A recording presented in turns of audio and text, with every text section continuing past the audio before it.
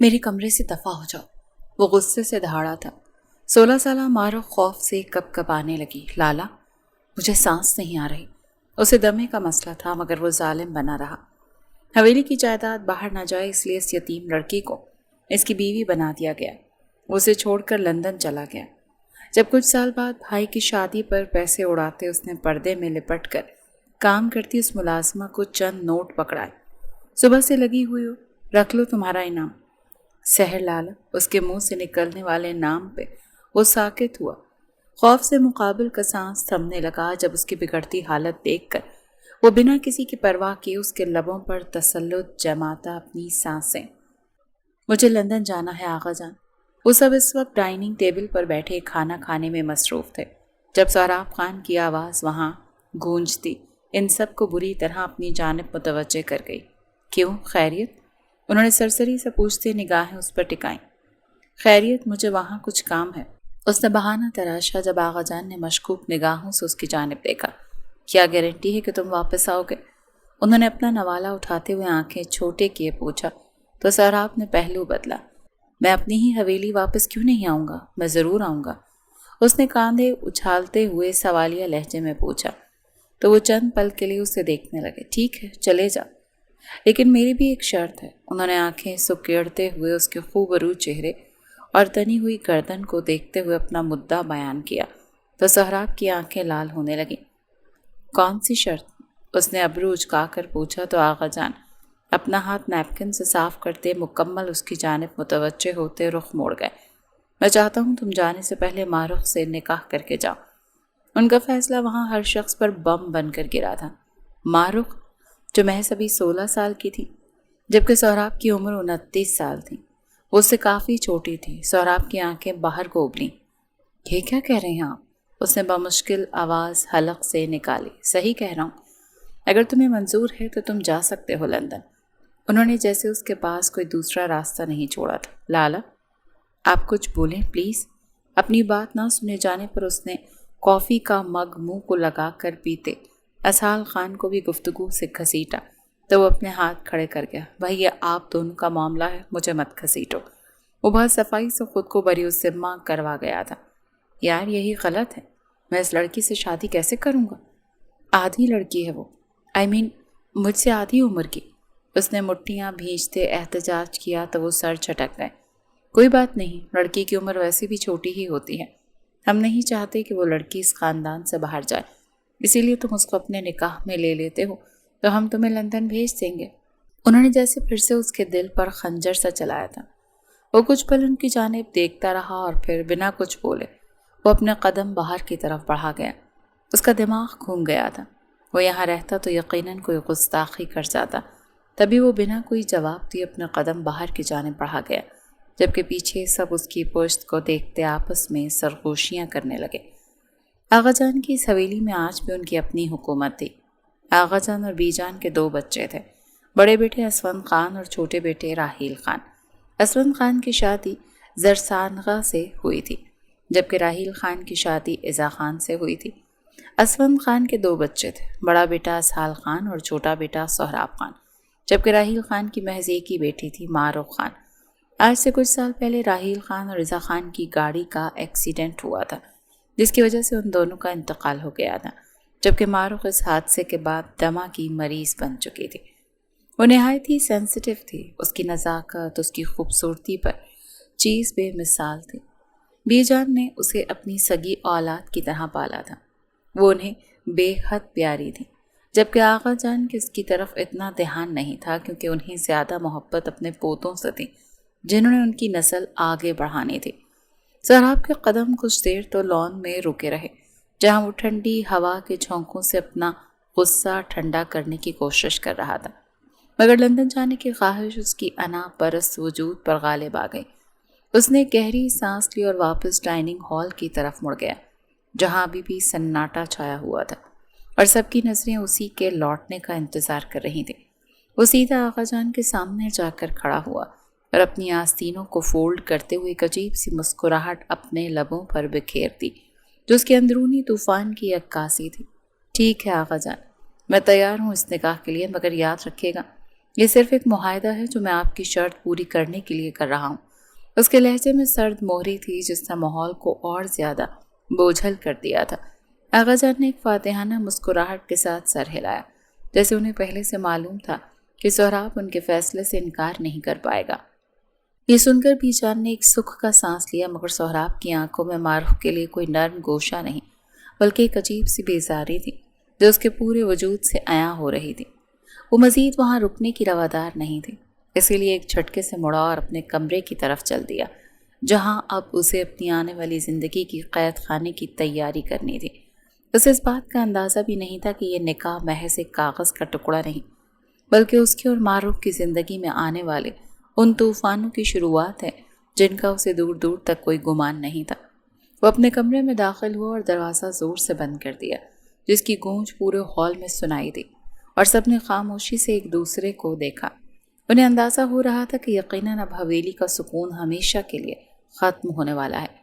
کون نہیں واقف تھا اس کے غصے سے، اس کی انا سے، اس کے غرور سے، اس کی ضدی اور ہٹ دھرم طبیعت سے۔ نکاح کا دن تھا مگر حویلی میں کہیں بھی خوشی کا کوئی شگوفہ نہیں کھلا تھا۔ ہر طرف ایک عجیب سا بوجھ اور خاموشی کا پہرا تھا جو سانسوں میں گھٹن پیدا کر رہا تھا۔ سہراب تیار تو ہو گیا تھا مگر وہ کسی دولہے کی طرح نہیں، بلکہ کسی مجبوری کے مارے شخص کی طرح لگ رہا تھا جس نے خود کو زنجیروں میں جکڑ لیا ہو۔ اس نے سفید شلوار سوٹ پہن رکھا ہوا تھا، اس کے چہرے کے سخت زاویے اس کے اندر چلتی جنگ کی گواہی دے رہے تھے۔ دوسری طرف ماروخ اپنے کمرے میں بیٹھی کانپ رہی تھی۔ وہ تو اپنے بچپن کے حصار سے باہر نہیں نکلی تھی کہ اسے ایک ایسے بندھن میں باندھا جا رہا تھا جس کا مطلب ہی اسے معلوم نہیں تھا۔ اس نے سادہ سا جوڑا پہن رکھا تھا مگر اس کی آنکھوں میں آنسو تھے جو رکنے کا نام نہیں لے رہے تھے۔ بی جان کمرے میں آئی اور اسے اٹھا کر باہر لے جانے لگی تو اس نے ایک بار پھر ڈر کر ان کا ہاتھ تھام لیا۔ دادی، میں نہیں کر سکتی یہ سب، وہ روتے ہوئے بولی تو بی جان نے اس کے سر پر ہاتھ پھیرا اور اسے حوصلہ دیا۔ بیٹا، یہ حویلی کا حکم ہے اور ہم اس کے آگے مجبور ہیں۔ ان کے لہجے میں بھی ایک کسک تھی مگر وہ کچھ نہیں کر سکتے تھے۔ جب اسے باہر لایا گیا تو ہال میں مرد حضرات موجود تھے اور مولوی صاحب نکاح کے لیے تیار بیٹھے تھے۔ سہراب کی نظریں سامنے دیوار پر ٹکی تھیں۔ وہ کسی پتھر کے مجسمے کی طرح ساکت بیٹھا تھا۔ جب ماروخ کو اس کے برابر میں بیٹھنے کا اشارہ کیا گیا تو اس کی تو جیسے جان ہی نکل گئی۔ وہ دونوں کے درمیان ایک خلیج سی تھی جو وقت کے ساتھ ساتھ بڑھتی جا رہی تھی۔ مولوی صاحب نے جب نکاح کی کارروائی شروع کی تو سہراب کی مٹھیاں بھیج گئیں۔ اس نے ایک بار بھی ماروخ کی طرف نہیں دیکھا، حالانکہ وہ اس کے اتنا قریب تھی کہ اس کی ہچکیوں کی آواز اسے صاف سنائی دے رہی تھی۔ جب ماروخ سے ایجاب و قبول کے لیے پوچھا گیا تو وہ کچھ لمحے گنگ رہی۔ پورے ہال میں سناٹا چھا گیا تھا اور آغا جان کی تیکھی نظریں اس پر جمی ہوئی تھیں۔ اس نے نم آنکھوں سے سہراب کی طرف دیکھا جس کے چہرے پر کوئی تاثر نہیں تھا، تو اس نے بس سر جھکا کر دھیمی آواز میں 3 بار قبول ہے کہا۔ اس کی آواز یوں تھی گویا جیسے کسی نے چھری سے کاٹی ہو۔ اس میں خوشی کے بجائے صرف ایک ڈر اور لاچاری تھی۔ اب سہراب کی باری تھی تو اس نے بڑی بے نیازی سے اپنی گردن کو جھٹکا دیا اور ایک سرد لہجے میں کہا، قبول ہے۔ اس کے ان 2 لفظوں نے جیسے ایک تاریخ رقم کر دی تھی۔ حویلی کی وہ روایت پوری ہو گئی تھی جسے سہراب کبھی کرنا چاہتا نہیں تھا۔ نکاح کے کاغذات پر دستخط کرتے وقت اس کے ہاتھ میں ایک لرزش تھی مگر اسے اپنی انا کے پیچھے چھپا گیا۔ دستخط مکمل ہوئے تو آغا جان نے ایک مسکراہٹ کے ساتھ سہراب کے کاندھے پر ہاتھ رکھا۔ مبارک ہو سہراب خان، تم اب آزاد ہو۔ ان کے یہ الفاظ سہراب کے دل پر زخم کی طرح لگے۔ وہ جانتا تھا کہ یہ آزادی نہیں بلکہ اس کی زندگی کا سب سے بڑا قید خانہ ہے۔ وہ اٹھا اور بنا کسی کو دیکھے باہر کی طرف چل دیا جہاں اس کی گاڑی اس کا انتظار کر رہی تھی۔ اس نے ایک بار بھی پیچھے مڑ کر اپنی دلہن کو نہیں دیکھا جو وہیں بیٹھی سسکیاں لے رہی تھی۔ سب لوگ مبارکباد دینے میں مصروف تھے مگر اس گھر کا اصل سکون تو اس لمحے ہی دفن ہو گیا تھا۔ ماروخ کو بی جان نے سنبھالا اور اسے واپس اس کے کمرے میں لے گئی جہاں وہ اکیلی رہتی تھی۔ سہراب گاڑی میں بیٹھ کر تیزی سے حویلی سے نکلا۔ اسے کیا خبر تھی کہ جس نکاح کو وہ صرف ایک کاغذ کا ٹکڑا سمجھ رہا تھا وہ اس کی روح کے ہر کونے میں دستک دینے والا تھا، اور جس لڑکی کو وہ آدھی عمر کے کہہ کر ٹھکرا رہا تھا وہی اس کی زندگی کا محور بننے والی تھی۔ رات کا اندھیرا حویلی کو اپنی لپیٹ میں لے رہا تھا اور ماروخ اپنی کھڑکی کے پاس بیٹھ کر تاروں کو دیکھ رہی تھی۔ वो सोच रही थी कि क्या कभी सोहराब उसे अपनाएगा या वो हमेशा यूं ही एक कम उम्र लड़की की तरह उसकी नज़रों से दूर रहेगी। उसका दिल अभी भी उसकी सितम सहने के लिए तैयार था। तो दूसरी तरफ सोहराब अपने कमरे में सामान पैक करते हुए गुस्से में दीवार पर मुक्के मार रहा था। उसका दिमाग वो लम्हा भूल नहीं पा रहा था जब उसने मारूफ को अपने निकाह में कबूल किया था। दिन गुजरते जा रहे थे, उसने अभी तक मारूफ को नहीं देखा था, ना दोनों की कोई मुलाकात हुई थी। वो अपने कमरे में दाखिल हुआ तो उसकी निगाह सामने खड़ी उस लड़की पर गई जो उसका सामान बैग में रखती न जाने इतनी सुघड़ क्यों बन रही थी। सोहराब गुस्से से पैर पटकता हुआ अपने कमरे में दाखिल हुआ। उसे मारूफ का वहाँ मौजूद होना जहर लग रहा था। मारूफ जो बीजान के कहने पर उसका सामान देखने आई थी, सोहराब को देखते ही सहम कर एक तरफ हो गई। तुम यहाँ क्या कर रही हो? निकलो, दफा हो जाओ मेरे कमरे से। सोहराब के गुस्से से कुरकुराती हुई आवाज़ पूरे कमरे में गूंजी तो मारूफ की जान ही निकल गई। लाला, मैं तो बस। वो डरते हुए बोलने लगी तो सोहराब ने उसे दरमियान में ही टोक दिया। बकवास बंद करो, निकाह का तमाशा बना रखा है। तमीज़ नाम की कोई चीज़ है या नहीं? हवेली की मालकन समझ लिया है खुद को, जो बिना इजाज़त मेरे कमरे में घुस आई हो। यू नो वॉट, तुम्हारा कसूर नहीं है। तुम जैसों की औकात ही यही होती है, दूसरों की ज़िंदगियों में यूं ही दाखिल होना और दूसरों के कमरों में भी यूं ही बिना इजाज़त घुस जाना। वो अपना आपा खोते हुए बोलता जा रहा था जबकि उसके अल्फाज निश्तर की तरह मारूफ के दिल को छल्ली कर रहे थे। सोहराब उसकी तरफ बढ़ा, उसकी आंखों में नफरत साफ आया थी। मेरी बात कान खोल कर सुन लो मारूफ, ये निकाह सिर्फ आगा जान की जिद है। मेरा कोई इरादा नहीं कि मैं तुम जैसी लड़की को अपनी बीवी तस्लीम करूं। कल मैं लंदन जा रहा हूँ, वापसी का कोई इरादा नहीं, तो बेहतर है कि तुम खुद को इस हवेली के किसी कोने में महदूद रखो, वरना ये याद रखना कि मैं तुम्हारी ज़िंदगी जहन्नम बना दूंगा। वो उंगली उठाकर वार्न करता उसे न जाने क्या कहता जा रहा था। मारूफ उसके सामने खड़ी कांप रही थी, उसका सीना तेज़ी से ऊपर नीचे हो रहा था। लाला, आप ऐसा क्यों कर रहे हैं? मैंने क्या किया है? उसकी आवाज़ में नासमझी और बेयकीनी सी थी। वो समझ नहीं पा रही थी कि सोहराब उस पर गुस्सा क्यों कर रहा है। वो तो उसको कुछ कहती भी नहीं थी, कभी बात तक नहीं हुई थी, सांसें बुरी तरह अटक रही थी, मगर वो हुनूस उसके सामने खड़ी मजबूत बनाने की कोशिश में मसरूफ़ थी। जबकि सोहराब उस लड़की के मुंह से लफ्ज़ लाला सुनते एक दफ़ा फिर से पागल हुआ, मगर उससे ज़्यादा टोकने के बजाय वो काम की बात पर आया। वैसे भी वो इसको अपनी बीवी नहीं मानता था, तो फिर जो मर्ज़ी कहे वो उसकी बला से। क्या किया है? तुमने मुझसे मेरी आज़ादी छीनी, तुमने मुझे इस निकाह के बंधन में जकड़ा है, और तुम पूछ रही हो क्या किया है? तुम्हारी सूरत देखते ही मुझे घिन आती है। उसके बिल्कुल करीब आकर दहाड़ा। उसकी गर्म गर्म सांसें मारूफ के चेहरे से टकराने लगीं। उसकी दहाड़ें सुनकर मारूफ का सांस अब उखड़ने लगा था। उसे शदीद किस्म का दौरा पड़ रहा था, उसका गला खुश्क हो रहा था। उसे लग रहा था जैसे कोई उसका गला दबाए हुए। लाला, मुझे सांस।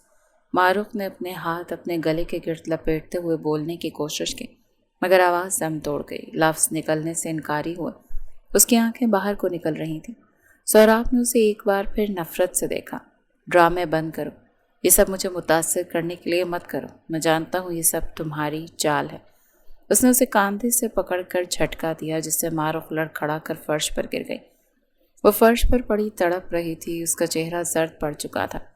वो सांस न मिलने पर इन सांसों के लिए बिन आप मछली की तरह तड़प रही थी। सोहराब जो समझ रहा था ये सब एक ड्रामा है, उसकी हालत देखते वो एक पल को बौखला गया। उसने देखा कि वो वाकई नीले लबों के साथ ज़मीन पर पड़ी सिसकियाँ ले रही है। बेसाख्ता उसके हवास गुम होने लगे। उसने एक लम्हे के लिए रुक कर उसे देखा, मगर समझ आने पर तेज़ी से उसके पास बैठता उसका सर अपनी गोद में रख गया। मारूफ, क्या हो रहा है? क्या कर रही हो? आंखें खोलो। उसकी हालत समझ नहीं पा रहा था जब लड़खड़ाती आवाज़ में कहता उसे होश दिलाने लगा। उसकी आवाज़ में एक अनजाना सा खौफ था। उसने उसका सर अपने बाजू पर रखते थोड़ा सा झुक कर उसको करीब से देखा, जहाँ वो बेसुध हो रही थी। उसे शदीद घुटन महसूस हो रही थी, उसके फेफड़े जवाब दे रहे थे। सोहराब ने अपनी मुट्ठियाँ भींची। उसकी हालत देखकर वो न जाने क्यों मगर पागल हो रहा था। ये लड़की मरने वाली थी, मगर उसे मरने नहीं दे सकता था, चाहे ये निकाह एक बोझ ही क्यों ना हो।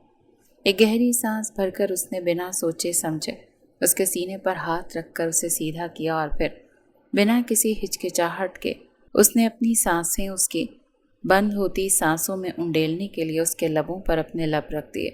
وہ مسلسل اسے سانسیں دے رہا تھا۔ اس کے لب معروف کے چھوٹے سے لبوں کو مکمل گرفت میں لیے ہوئے تھے۔ اس کے لبوں کی گرمی اب معروف کے سد پڑتے وجود کو چھو رہی تھی۔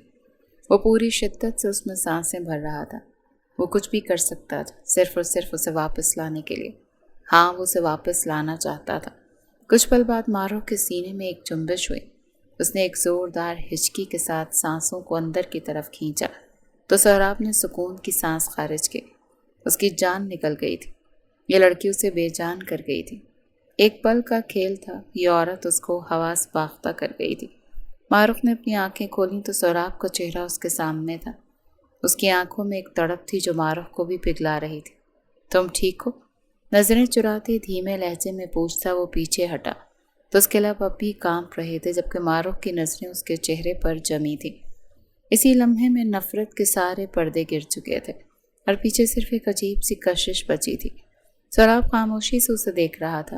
اسے اب سمجھ آ رہا تھا کہ وہ جس چیز سے بھاگ رہا تھا وہی اس کے قریب آ رہی تھی۔ اس نے معروف کو باہوں میں بھر کر بیڈ پر بٹھاتے اسے پانی پلایا۔ وہ نہیں جانتا تھا کہ وہ یہ سب کیوں کر رہا ہے، مگر یہ سب کرنا اسے ضروری لگا تھا۔ دھڑکنیں بے ترتیب ہو رہی تھیں۔ حویلی کا وہ کمرہ جہاں نفرت بھول رہی تھی اب وہاں دونوں کی سانسیں باتیں کر رہی تھیں۔ تم یہاں کچھ دیر آرام کر لو، میں آتا ہوں۔ اس نے نظریں چراتے ہوئے آہستہ سے بولتا ہوا اپنے قدم باہر کی جانب لے گیا، جبکہ پیچھے وہ اسی کے کمرے میں اسی کے بیڈ پر پوری شان سے براجمان اپنی آنکھیں موند گئی۔ وہ نہیں جانتی تھی کہ مقابل اس کی کیئر کرے گا، اس کا اس طرح احساس کرے گا، جبکہ سہراب اپنی کیفیت سے انجان اپنے بالوں کو نوچنے پر آ رہا تھا۔ وہ کیوں کر رہا تھا یہ سب؟ آخر کس کے لیے؟ کیا لگتی تھی معروف اس کی؟ کچھ بھی تو نہیں۔ پھر کیوں؟ کچھ پل یوں ہی خوار ہونے کے بعد وہ واپس اپنے کمرے میں آیا تو معروف آنکھیں موندے سو رہی تھی۔ آہستگی سے قدم اس کی جانب لیتا وہ اس کے سرہانے آ کھڑا ہوا۔ اس کا کمرہ مقابل کی سانسوں سے مہک رہا تھا، جبکہ معروف ہوش و حواس سے بیگانہ سکون کی نیند میں سو رہی تھی۔ اس لڑکی سے فرار نہیں پا سکتا تھا۔ اسے اندازہ ہو گیا تھا وہ چاہے کسی بھی ملک چلا جاتا اب اس لڑکی سے راہ فرار ناممکن سا تھا۔ بے ساختہ وہ اس کی پیشانی پر جھکا اور اپنے رشتے کی پہلی مہر اس کے لبوں پر ثبت کرتا وہ خود کو سکون کی اتاہ گہرائیوں میں دھکیل گیا۔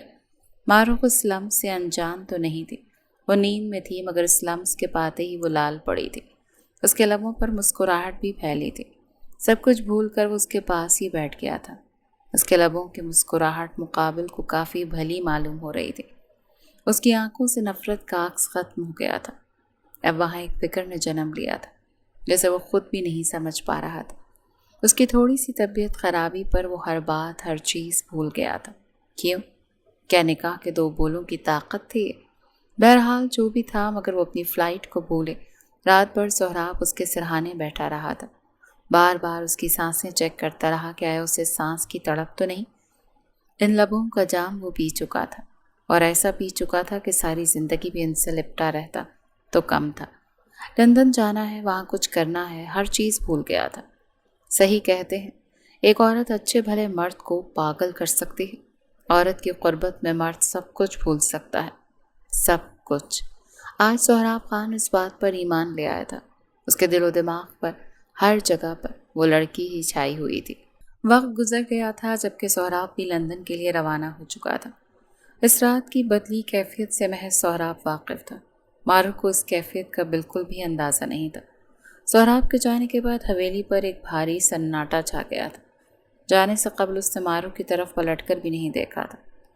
وہ ہر شخص سے مل کر گیا تھا سوائے اس عورت کے۔ معروف کو لگا وہ اس سے نفرت کرتا ہے جبھی وہ اس سے مل کر نہیں گیا، جبکہ ایسا نہیں تھا۔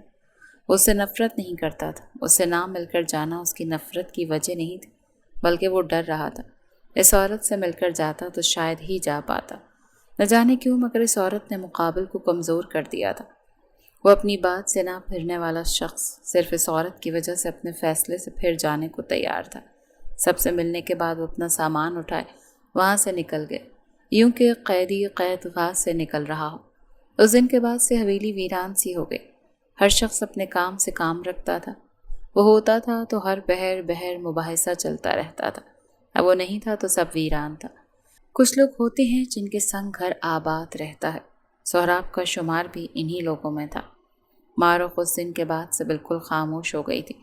وہ سہراب کے ان الفاظوں کو نہیں بھول پائی تھی جو اس نے اس کے کمرے میں کہے تھے، مگر وہ اب بھی اس کے دل میں ایک نرم گوشہ رکھتی تھی۔ وقت کا پہیہ اپنی رفتار سے گھوم رہا تھا۔ ماروق حویلی کے کاموں میں خود کو مصروف رکھنے لگی تھی۔ وہ صبح سویرے اٹھ کر باغیچے میں پودوں کو پانی دیتی، پھر بی جان کے پاس بیٹھ کر ان کی باتیں سنتے۔ بی جان ہی تھیں جو اسے تسلی دیا کرتی تھیں، اسے سہراب کا دل جیتنے کے گن سکھاتی تھیں، یہاں تک کہ وہ اسے سہراب کی زندگی کے متعلق بھی ہر خبر دیتی رہتی تھی کہ آج اس نے لندن میں یہ کیا، آج یہ کھایا، آج یہ پیا، یوں کہ وہ اس ستمگر سے بے خبر ہو کر بھی باخبر تھی۔ خیریت نہیں پوچھتی تھی مگر خبر رکھتی تھی۔ ہاں، میں اس شخص پر نظر رکھتی ہوں۔ آج بھی معمول کی طرح ہی ایک دن تھا جب وہ بی جان کے کمرے میں داخل ہوتی، وضو بنانے کے لیے جا رہی تھی، اس کی نمازیں شروع کر دی تھیں۔ اب تو وہ پردہ بھی کرنے لگی تھی۔ سہراب کی جدائی میں وہ اللہ کے بے حد نزدیک ہو چکی تھی۔ وہ کتابیں پڑھتی تھی، محبت کے بارے میں پڑھتی تھی، اللہ سے اس کی خیریت کی دعائیں مانگتی تھی، یوں کہ اس مرد کے لیے وہ مکمل بدل گئی تھی۔ ارے کیا ہوا میری بی جان کو اتنی اداس کیوں ہے؟ ان کا اترا ہوا چہرہ دیکھ کر وہ بعد میں وضو بنانے کا سوچتی ان کی طرف قدم بڑھا گئی۔ جب بی جان نے اس کی بات پر گہری سانس بھری۔ سہراب کا فون آیا تھا، کہہ رہا تھا نہیں آ سکتا ابھی، 2 سال ہو گئے ہیں اس کو گئے ہوئے، مجال ہے کہ اپنی شکل دکھا دے مجھے۔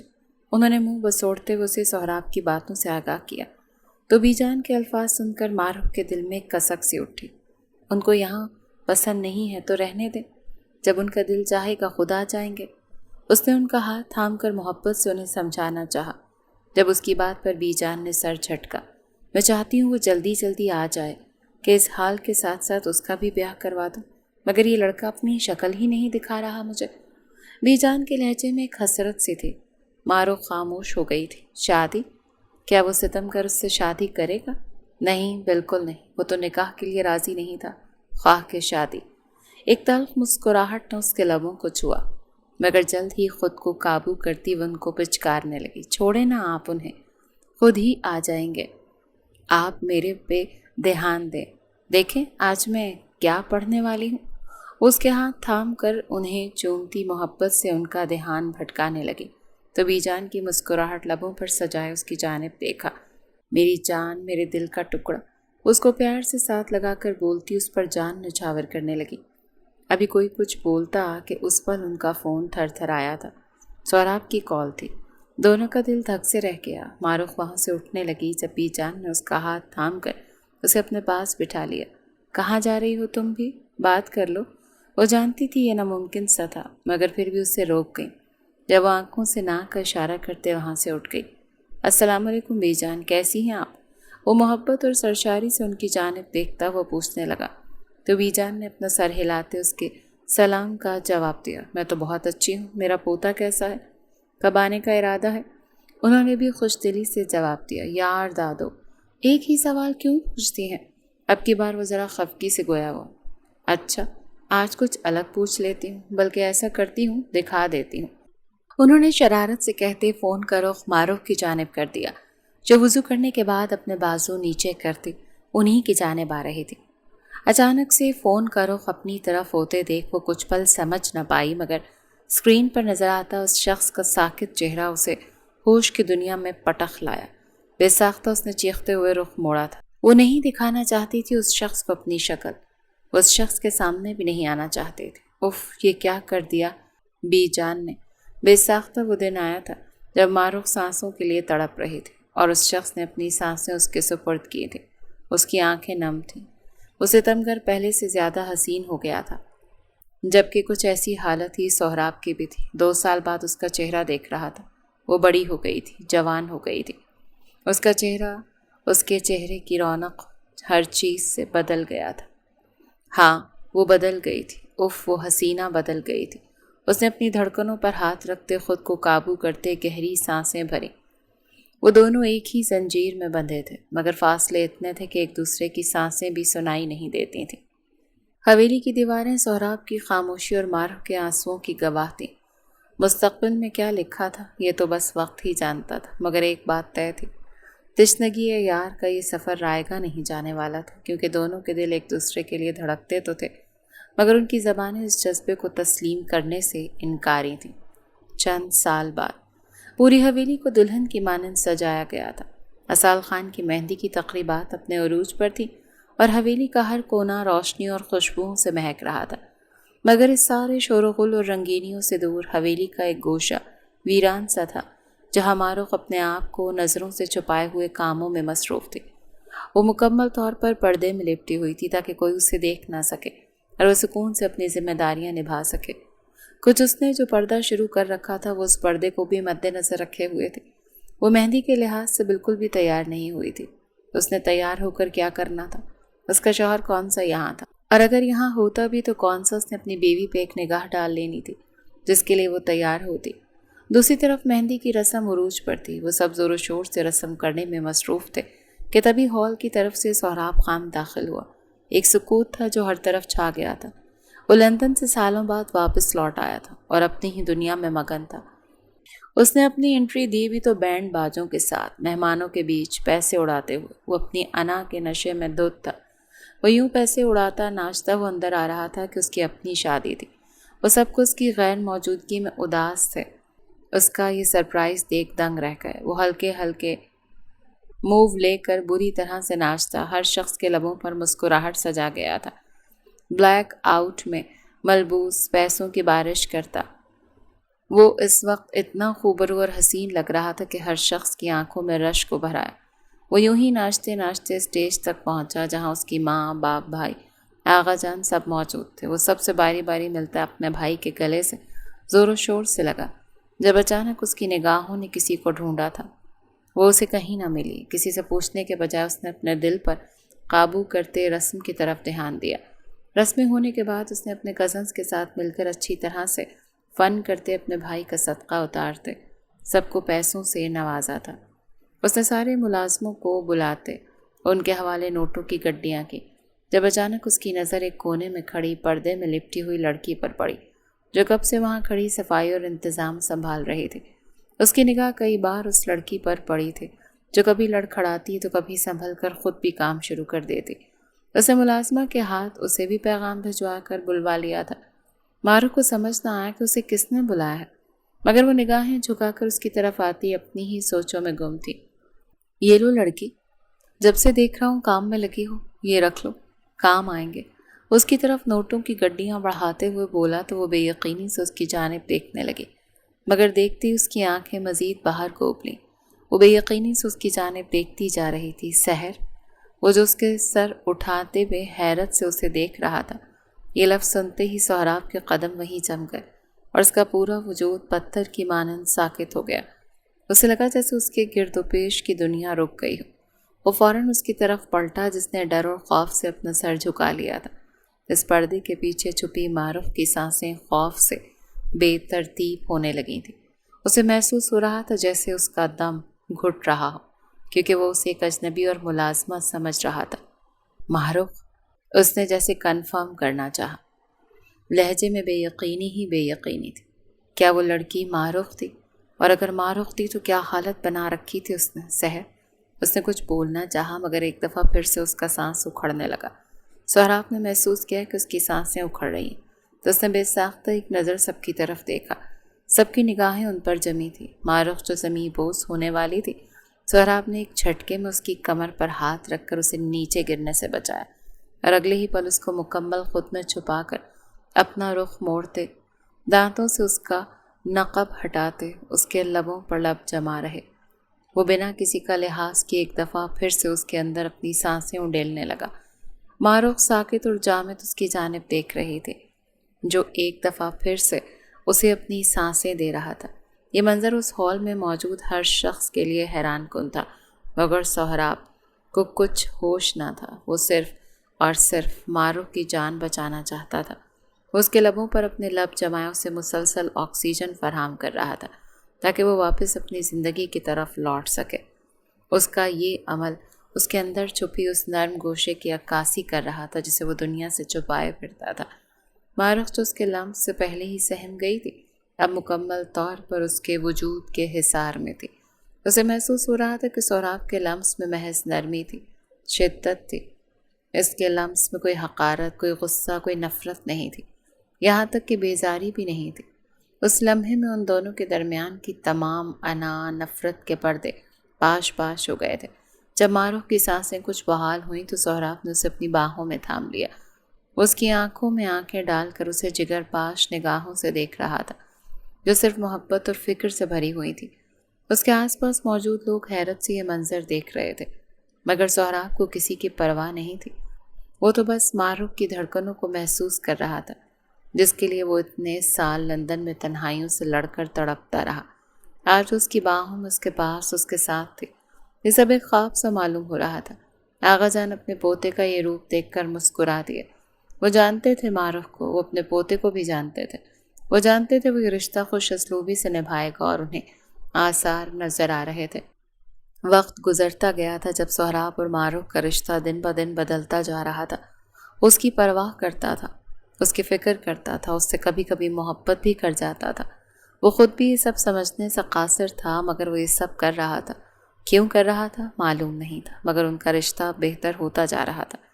ان کے رشتے میں بدلاؤ ہر شخص نے محسوس کیا تھا، جبکہ وہ سب اس بدلاؤ سے خوش بھی تھے، مگر کہیں نہ کہیں ڈر بھی رہے تھے کہ نہ جانے کب اور کہاں اسے کیا برا لگ جائے۔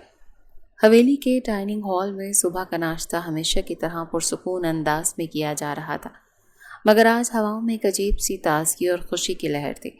آغا جان، بی جان، اسال اور باقی سب لوگ آج اس ٹیبل پر پھر سے موجود تھے کہ سہراب خان نے اپنی پلیٹ پر جھکے جھکے اچانک سے سب کی جانب نگاہ اٹھا کر دیکھا۔ سب اپنی اپنی پلیٹس پر جھکے کھانا کھانے میں مصروف تھے، جب اچانک اس نے گلا کونکاٹتے بولنا شروع کیا۔ میں چاہتا ہوں کہ میرے اور معروف کے نکاح کی ریسیپشن ہو۔ وہ اسپاٹ لہجے میں بولتا، سب کے تاثرات جاننے کے لیے ان کی طرف دیکھنے لگا۔ اس کے ان الفاظ نے وہاں موجود ہر فرد کے چہرے پر مسکراہٹ بکھیر دی تھی۔ سبھی سہراب کے اس بدلے ہوئے رویے اور معروف کے لیے اس کی اس نئی محبت کو دیکھ کر بے حد خوش تھے، مگر معروف جو سہراب کے بالکل پہلو میں بیٹھی تھی، اس کے چہرے پر ایک عجیب سی جھیپ اور شرمندگی چھا گئی۔ کتنے بے شرم ہیں یہ، خود ہی اپنی شادی کی باتیں کر رہے ہیں۔ وہ دل ہی دل میں سوچتی اس بے باک شخص کو کوسنے لگی، جبکہ منہ سے بولنے کی ہمت ہی نہ تھی۔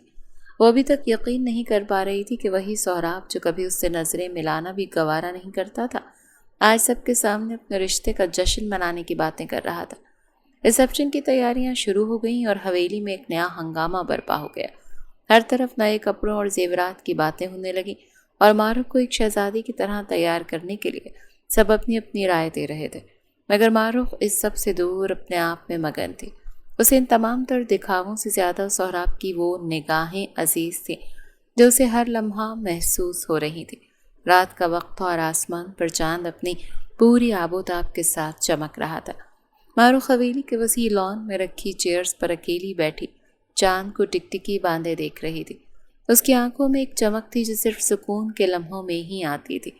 وہ اپنی ہی سوچوں میں گم تھی کہ تبھی اسے اپنے پیچھے قدموں کی چاپ سنائی دی، اور اس کی مانوس خوشبو نے اسے بتا دیا تھا کہ وہ آنے والا کون ہے۔ سہراب اس کے قریب آ کر کھڑا ہوا، مگر وہ اس قدر انہماک سے اس کی موجودگی کو نوٹ نہ کر سکے۔ وہ آہستہ سے اس کے برابر میں بیٹھتے ہوئے اس کی ساتھ جڑ گیا۔ یہاں کیوں بیٹھی ہو؟ تنہائی تمہیں ہمیشہ ہی سے پسند ہے کیا؟ وہ اس کی نظروں کے زاویے پہ اپنی نگاہیں بھی ٹکائے پوچھنے لگا تو معروف نے چاند سے نظر ہٹائے بغیر ہلکا سا مسکرا کر اس کو محبت پاش نگاہوں سے دیکھا۔ مجھے اچھا لگتا ہے چاند کو دیکھنا، یہ کتنا پرسکون اور اپنی روشنی سے سب کو نوازتا ہے، بغیر کسی شکایت کے، بغیر کسی معاوضے کے۔ وہ اپنی ہی دنیا میں کھوئی کھوئی سی بولی تو سہراب نے ایک گہری سانس لی اور اس کی طرف دیکھتے ہوئے دھیمی آواز میں اسے مخاطب کیا، تم جانتی ہو تمہاری اور اس چاند کی فطرت بالکل ایک جیسی ہے۔ معروف خاموش اور بہت زیادہ خوبصورت، وہ محبت سے گندھے لہجے میں بولا تو معروف بے ساختہ جھینپ گئی۔ سہراب نے اپنے رویوں کی معافی نہیں مانگی تھی، مگر اس رات کے بعد سے وہ معروف کے ساتھ اونچی آواز میں بات نہیں کرتا تھا۔ وہ جب سے آیا تھا اس کے ساتھ دوستوں کی طرح رہ رہا تھا، کبھی اس نے دوبارہ معروف کو ہرٹ نہیں کیا تھا۔ کئی لمحے یوں ہی بیت گئے جب سہراب نے کچھ پل خاموشی کے بعد سنجیدہ لہجے میں کہنا شروع کیا، معروف میں تم سے کچھ کہنا چاہتا ہوں جو کافی عرصے سے میرے دل میں دبا ہوا ہے۔ میں تم سے معافی مانگنا چاہتا ہوں اپنے اس رویے کی جو میں نے تمہارے ساتھ اختیار کیا تھا، وہ تمام تلخ باتیں اور وہ سختیاں جن سے تم گزری۔ سہراب کی آواز میں کرب اور ندامت تھی کہ معروف کا دل دھڑک اٹھا۔ اف، اس زودے پشیماں کا پشیماں ہونا۔ وہ کچھ بولنا چاہتی تھی مگر سہراب نے اپنی بات جاری رکھتے ہوئے اسے چپ رہنے کا کہا۔ مگر ابھی نہیں معروف، ابھی وہ وقت نہیں آیا۔ صحیح وقت آنے پر میں خود تم سے سب رویوں کی، سب لہجوں کی معافی مانگوں گا۔ میں نے ہرٹ کیا ہے تو میں دعویٰ بھی میں ایسا کروں گا کہ دنیا دیکھے گی میرا پشیماں ہونا۔ وہ اس کے کاندھے کے گرد ہاتھ باندھ کر اسے اپنے ساتھ لگاتا محبت سے بولا تو اس کے لہجے میں چھپی معنی خیزی پہ اس کے چہرے کی رنگت لال پڑی۔ معروف نے فوراً نفی میں اپنا سر ہلایا اور اس کی آنکھوں میں آنکھیں ڈال کر انتہائی نرمی سے بولنا شروع ہوئی۔ آپ کو معافی مانگنے کی کوئی ضرورت نہیں ہے سحر۔ میں نے تو آپ کو اس دن معاف کر دیا تھا جس دن آپ نے میری سانسوں کو اپنی سانسوں سے جوڑا تھا۔ میرے لیے آپ کا وہ لمس ہی کافی تھا اور مجھے کسی معافی کی ضرورت نہیں ہے۔ آپ کی محبت میرے لیے کل کائنات ہے۔ معروف کے ان الفاظ نے سہراب کے اندر کے تمام پچھتاووں کو جیسے دھو دیا تھا۔ اس نے معروف کی طرف دیکھا جہاں اس کی آنکھوں میں صرف اور صرف محبت ہی نظر آئی تھی۔ ان دونوں کے درمیان رشتہ بن چکا تھا، ایسا رشتہ جس میں اب الفاظ کی ضرورت نہیں تھی، اور اس رات چاند کی روشنی ان دونوں کے بدلتے جذبوں کی گواہ بن گئی تھی۔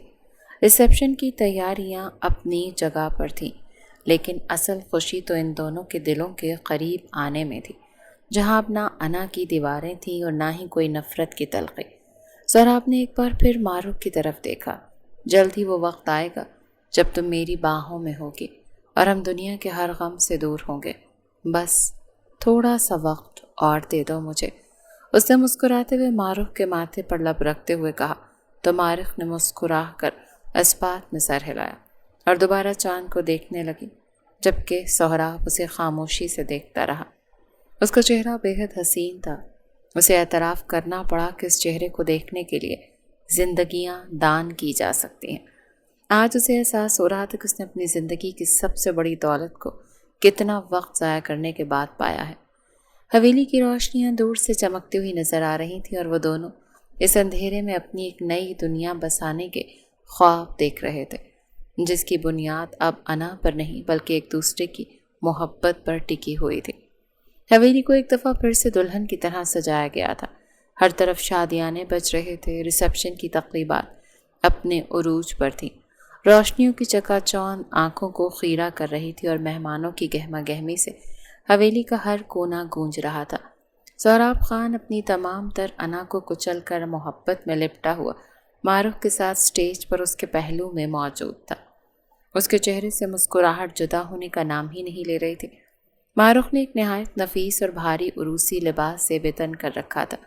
اس کا حیادار، حسین اور پردے کا تقدس آج سہراب کے دل کو کسی اور ہی کیفیت میں مبتلا کر رہا تھا۔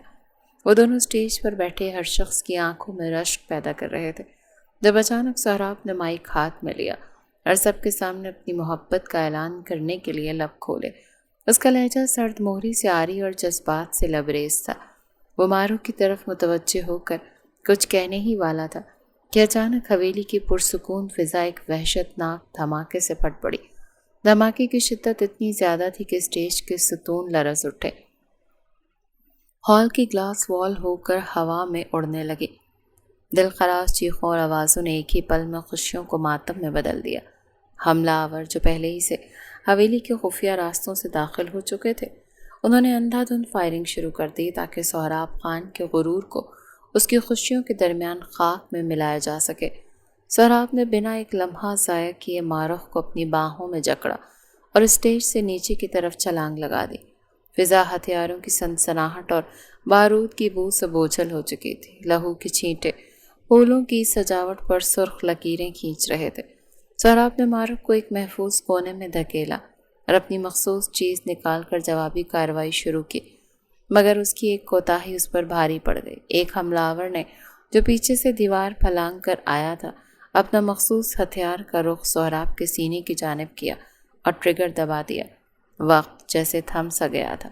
معروف نے اس آواز پر پلٹ کر دیکھ کر اسے زخمی دیکھ وہ پاگلوں کی طرح اس کی طرف بھاگی تھی۔ جب اگلا وار اس پر ہوا، اگلے ہی پل وہ اس کے قریب گرتی اس کے سینے سے آ لگی۔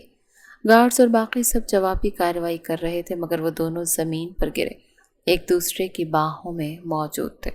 اسال اسے ڈھونڈتا ہوا یہاں تک آ پہنچا جب اس کی نگاہ سہراب پر پڑی جو خود زخموں سے نڈھال تھا مگر اس کی تمام تر توجہ صرف ماروخ پر تھی۔ جلدی کرو، اسے گاڑی میں ڈالو، اسال کی آواز گونجی اور اگلے ہی پل وہ سہراب کو تھام گیا جب ماروخ کو بھی گاڑی میں ڈالا گیا تھا۔ وہ دونوں ہوش و حواس سے بیگانہ ہو گئے تھے۔ گاڑی کا سفر اسپتال تک موت اور زندگی کے درمیان ایک لمبی کشمکش تھا۔ سہراب کا سر ماروخ کے سر کے ساتھ جڑا تھا اور وہ مسلسل اس کے لبوں سے لب جوڑے بنا کسی کا لحاظ کیے بار بار اپنی سانسیں اس میں منتقل کرنے کی کوشش کر رہا تھا مگر مقابل اپنی آنکھیں نہیں جھونک رہی تھی۔ وہ جو بار بار غنودگی میں جا رہا تھا مگر اسے ابھی ہوش میں رہنا تھا۔ وہ اپنی زندگی کے آخری قطرے بھی اسے دینا چاہتا تھا اور وہ اسے دے بھی رہا تھا۔ اسپتال کے ایمرجنسی وارڈ میں جب وہ داخل ہوئے تو سہراب کا حال کسی دیوانے سے کم نہیں تھا۔ وہ ڈاکٹروں کے سامنے ہاتھ جوڑ رہا تھا، رو رہا تھا اور انہیں منتیں کر رہا تھا کہ اس کی جان بچا لیں، چاہے اس کے بدلے میں اس کی اپنی جان ہی کیوں نہ لے لی جائے۔ اسٹریچر پر لیٹا وہ اپنے زخموں کی پرواہ کیے بغیر اس لڑکی کی زندگی کی بھیک مانگ رہا تھا جو حادثاتی طور پر اس کی زندگی میں شامل ہوئی تھی۔ دونوں کو وارڈز میں لے جایا گیا تھا مگر اس کے لبوں پہ بس ماروخ کا ہی ذکر تھا۔ وہ خود چاہے مر جاتا مگر ماروخ اسے زندہ چاہیے تھی۔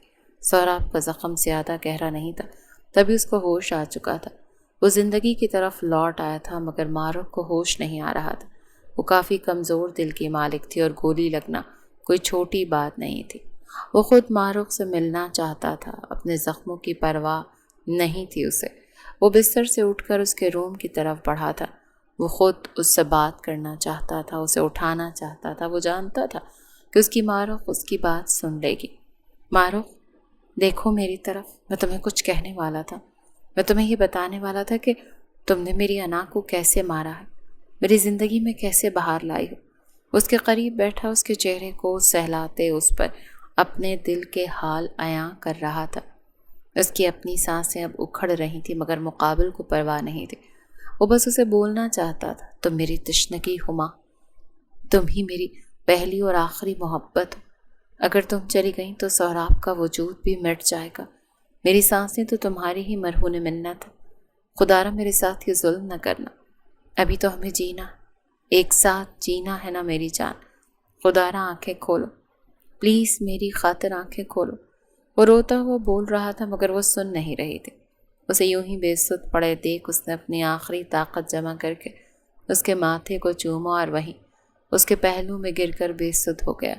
اس کے اوپر گرا، اس کی دھڑکنوں سے دھڑکنیں ملائے، ہوش و حواس سے بیگانہ ہو گیا تھا۔ اس رات سہراب کی انا تو اسپتال کی دہلیز پر ہی دفن ہو گئی تھی اور باقی بچا تھا تو صرف وہ عاشق جو اپنی محبت کے لیے اپنی سانسیں بھی قربان کر دینے پر آمادہ تھا۔ کچھ عرصے بعد اسپتال کے اس واقعے کو گزرے اب 2 سال کا عرصہ بیت چکا تھا مگر حویلی کے در و دیوار آج بھی اس رات کی گواہی دیتے تھے جب سہراب خان نے ماروخ کے زخموں کے سامنے گھٹنے ٹیک دیے تھے۔ وہ دن تھا اور آج کا دن سہراب کا وہ پرانا خود سر غسیلا روپ کہیں کھو چکا تھا۔ اب وہ ایک ایسے شخص میں تبدیل ہو چکا تھا جس کی زندگی کا محور صرف اور صرف ماروخ کی ایک مسکراہٹ تھی۔ اس لڑکی کی مسکراہٹ کے لیے وہ کچھ بھی کر سکتا تھا۔ وہ جان لے بھی سکتا تھا اور جان دے بھی سکتا تھا۔ ان 2 سالوں میں اس نے ان حملہ آوروں کو ڈھونڈ کر ان کا وہ حال کیا تھا کہ وہ لوگ ہر شخص کے لیے عبرت کا نشان بن گئے۔ وہ حملہ جائیداد کی خاطر ماروخ کے ماموں نے کروایا تھا جن کا انجام ہر شخص دیکھ چکا تھا۔ اس نے واضح طور پر اعلان کیا تھا کہ اگر آپ دوبارہ کسی نے اس کی ماروخ کی جانب آنکھ اٹھا کر بھی دیکھا تو اس کی حویلی کی طرف قدم بڑھائے تو وہ کتوں کو بھی ان کی ہڈیاں نصیب نہیں ہونے دے گا۔ اس کی للکار پر ہر شخص پر لرزہ طاری ہوا تھا اور پھر دوبارہ آج تک کسی کی جرأت نہیں ہوئی تھی کہ وہ اس حویلی کی جانب غلط نگاہ سے بھی دیکھے۔ آج بھی معمول کی طرح ایک دن تھا۔ سہراب لان میں رکھی چیئرز پر بیٹھا تھا، ٹھیک وہاں جہاں اس رات ماروخ بیٹھی تھی۔ اس کی گود میں ایک کتاب تھی مگر اس کی نظریں کتاب پر نہیں بلکہ حویلی سے نکل کر آتی ہوئی اس خاتون پر تھیں جس کے اندر لہو کی طرح گردش کرتی تھی۔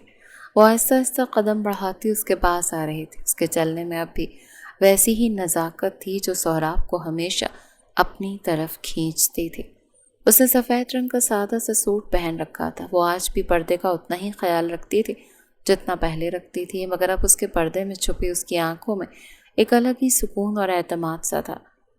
उसकी चाल, उसके रंग ढंग बता रहे थे कि वो अपने शौहर के लिए बाइस से फ़ख्र थी। मारूख उसके पास आकर रुकी तो सोहराब ने किताब बंद करके उसे देखा और एक धीमी सी मुस्कुराहट उसके लबों पर बिखर गई। सोहराब ने अपना हाथ आगे बढ़ाया और मारूख का हाथ थाम कर उसे अपने पास बैठने का इशारा किया। मारूख झिझकते हुए बैठ गई। वो आज भी सोहराब के सामने आने पर उसी तरह से शर्मा जाती थी जैसे वो उससे पहली बार मिल रही हो। उसकी यही अदा तो भाती थी मुकाबिल को कि वो शर्माना हर हाल में जानते थे। 2 साल गुजर गए, मगर आज भी जब मैं तुम्हें देखता हूँ तो मुझे लगता है जैसे कोई ख्वाब है जो अचानक से ख़त्म हो जाएगा, मगर तुम्हारा लम्स एहसास करवाता है कि ऐसा नहीं होगा। वो मोहब्बत बाश निगाहों से देख कर कह रहा था, जबकि मारूख उसकी बातें सुनकर बस झेंपते हुए खुद में सिमटी जा रही थी। सारी ज़िंदगी यूं ही शर्माती रहोगी? वो शरारत से पूछने लगा तो मारूख ने उसके कांधे पर मुक्का जड़ते उसे आंखें दिखाई।